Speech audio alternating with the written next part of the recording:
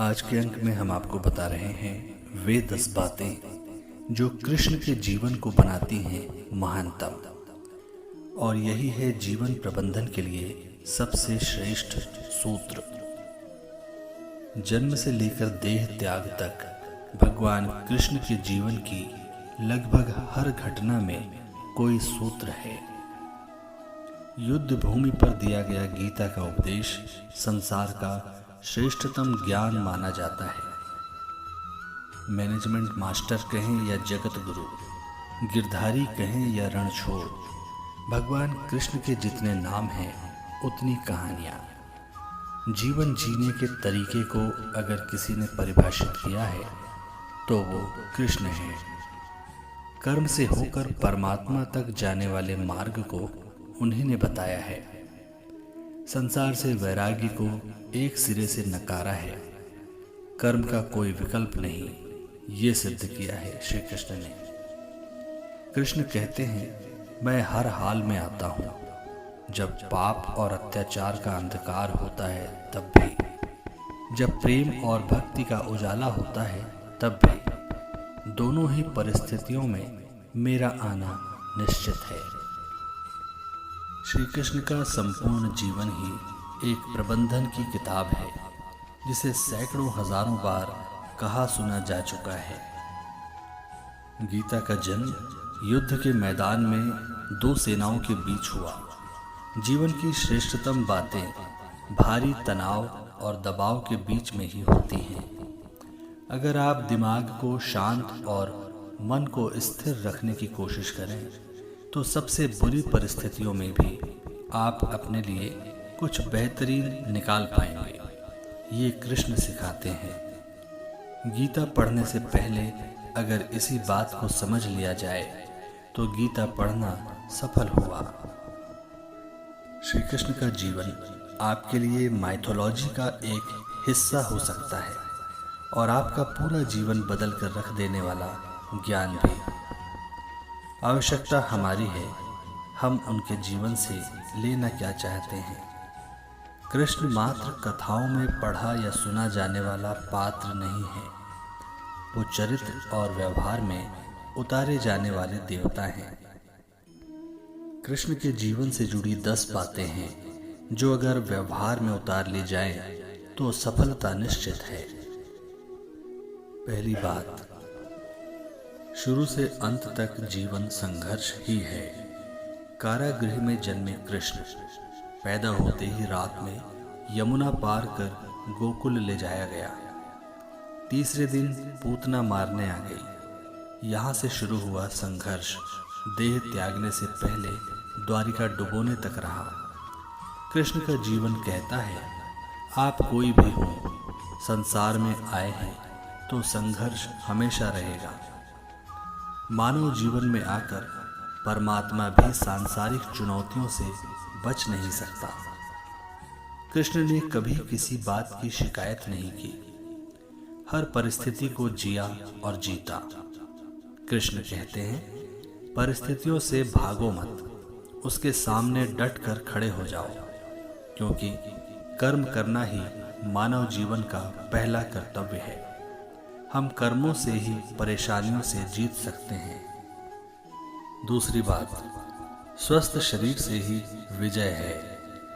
कृष्ण का बचपन माखन मिश्री खाते हुए गुजरा। आज भी भोग लगाते हैं हम, लेकिन ये संकेत कुछ और है। आहार अच्छा हो, शुद्ध हो, बल देने वाला हो। बचपन में शरीर को अच्छा आहार मिलेगा तो ही इंसान युवा होकर वीर बन सकेगा। शरीर को स्वस्थ रखना है तो बचपन से ध्यान देने की आवश्यकता है। तीसरी बात, पढ़ाई किताबी ना हो, रचनात्मक हो। कृष्ण ने अपनी शिक्षा मध्य प्रदेश के उज्जैन में संदीपनी ऋषि के आश्रम में रहकर पूरी की थी। कहा जाता है 64 दिन में उन्होंने 64 कलाओं का ज्ञान हासिल कर लिया था। वैदिक ज्ञान के अलावा उन्होंने कलाएं सीखी। शिक्षा ऐसी ही होनी चाहिए जो हमारे व्यक्तित्व का रचनात्मक विकास करे। संगीत, नृत्य, युद्ध सहित 64 कलाओं में कृष्ण के व्यक्तित्व का हिस्सा है। बच्चों में कोरा ज्ञान न भरे, उनकी रचनात्मकता को नए आयाम मिले, ऐसी शिक्षा व्यवस्था हो। चौथी बात, रिश्तों से ही जीवन है, बिना रिश्तों के कुछ भी नहीं। कृष्ण ने जीवन भर कभी उन लोगों का साथ नहीं छोड़ा जिनको मन से अपना माना। अर्जुन से वे युवावस्था में मिले, ऐसा महाभारत कहती है, लेकिन अर्जुन से उनका रिश्ता हमेशा मन का रहा। सुदामा हो या उद्धव, कृष्ण ने जिसे अपना मान लिया उसका साथ जीवन भर दिया। रिश्तों के लिए कृष्ण के कई लड़ाइयाँ लड़ी और रिश्तों से ही कई लड़ाइयाँ जीती।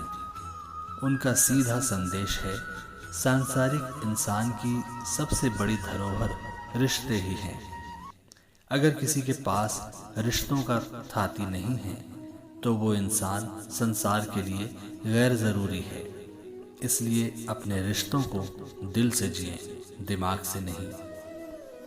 पांचवी बात, नारी का सम्मान समाज के लिए जरूरी। राक्षस नरकासुर का आतंक था। करीब 16,100 महिलाओं को उसने अपने महल में कैद कर लिया था। महिलाओं से बलात्कार में उसे सुख मिलता था। कृष्ण ने उसे मारा, सभी महिलाओं को मुक्त कराया, लेकिन सामाजिक कुरीतियां तब भी थीं। उन महिलाओं को अपनाने वाला कोई नहीं था। खुद उनके घर वालों ने उन्हें दूषित मानकर त्याग दिया। ऐसे में कृष्ण आगे आए, सभी 16,100 महिलाओं को अपनी पत्नी का दर्जा दिया, समाज में उन्हें सम्मान के साथ रहने के लिए स्थान दिलाया। कृष्ण ने हमेशा नारी को शक्ति बताया, उसके सम्मान के लिए तत्पर रहे। पूरी महाभारत नारी के सम्मान के लिए ही लड़ी गई। अगर आप कृष्ण भक्त हैं तो अपने आसपास की महिलाओं का पूरा सम्मान करें। कृष्ण की कृपा पाने का ये सरलतम मार्ग है। छठवीं बात, आपके मतभेद अगली पीढ़ी के लिए बाधा न बने। कम ही लोग जानते हैं कि जिस दुर्योधन के खिलाफ कृष्ण ने आजीवन पांडवों का साथ दिया, उसकी मौत का कारण भी कृष्ण की कूटनीति बनी। वो ही दुर्योधन रिश्ते में कृष्ण का समधी भी था। कृष्ण के पुत्र सांब ने दुर्योधन की बेटी लक्ष्मणा का अपहरण करके उससे विवाह किया था, क्योंकि लक्ष्मणा सांब से विवाह करना चाहती थी, लेकिन दुर्योधन उसके विरुद्ध था। सांब को कौरवों ने बंदी भी बनाया था। तब कृष्ण ने दुर्योधन को समझाया था कि हमारे मतभेद अपनी जगह हैं, लेकिन हमारे विचार हमारे बच्चों के भविष्य में बाधा नहीं बनने चाहिए। दो परिवारों के आपसी झगड़े में बच्चों के प्रेम की बलि न चढ़ाई जाए। कृष्ण ने लक्ष्मणा को पूरे सम्मान के साथ अपने यहाँ रखा। दुर्योधन से उनका मतभेद हमेशा रहा, लेकिन उन्होंने उसका प्रभाव कभी लक्ष्मणा और सांब की गृहस्थी पर नहीं पड़ने दिया। सातवीं बात, शांति का मार्ग ही विकास का रास्ता है। कृष्ण ने महाभारत युद्ध से पहले शांति से समझौता करने के लिए पांडवों और कौरवों के बीच मध्यस्थता की। हालांकि दोनों ही पक्ष युद्ध लड़ने के लिए आतुर थे, लेकिन कृष्ण ने हमेशा चाहा कि कैसे भी युद्ध को टाल दिया जाए। झगड़ों से कभी समस्याओं का समाधान नहीं होता। शांति के मार्ग पर चलकर ही हम समाज का रचनात्मक विकास कर सकते हैं। कृष्ण ने समाज की शांति से मन की शांति तक दुनिया को ये समझाया कि कोई भी परेशानी तब तक नहीं मिट सकती जब तक वहाँ शांति ना हो, फिर चाहे वो समाज हो या हमारा खुद का मन।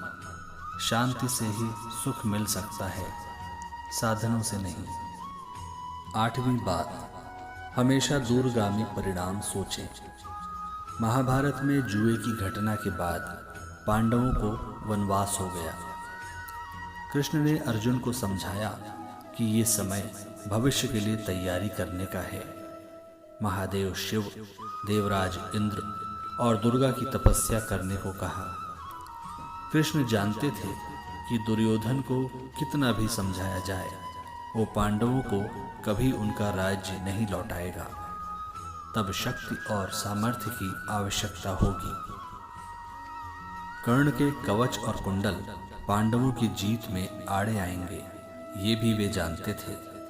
उन्होंने हर चीज पर बहुत दूरगामी सोच रखी। कोई भी फैसला तात्कालिक आवेश में नहीं लिया। हर चीज के लिए आने वाली पीढ़ियों तक का सोचा। यही सोच समाज का निर्माण करती है। 9वीं बात, हर परिस्थिति में मन शांत और दिमाग स्थिर रहे। पांडवों के राजसूय यज्ञ में शिशुपाल कृष्ण को अपशब्द कहता रहा। छोटा भाई था, इसलिए मर्यादाएं तोड़ दी। पूरी सभा चकित थी, कुछ क्रोधित भी थे, लेकिन कृष्ण शांत थे और मुस्कुरा रहे थे। शांतिदूत बनकर गए तो दुर्योधन ने अपमान किया। कृष्ण शांत रहे। अगर हमारा दिमाग स्थिर है, मन शांत है, तभी हम कोई सही निर्णय ले पाएंगे। आवेश में हमेशा हादसे होते हैं, ये कृष्ण सिखाते हैं। विपरीत परिस्थितियों में भी कभी विचलित नहीं होने का गुण कृष्ण से बेहतर कोई नहीं जानता।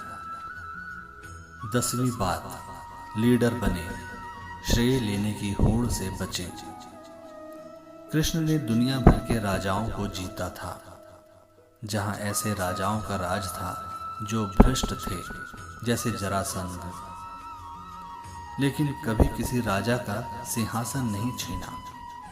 कृष्ण के पूरे जीवन में कभी ऐसा नहीं हुआ कि उन्होंने किसी राजा को मारकर उसका शासन खुद लिया हो।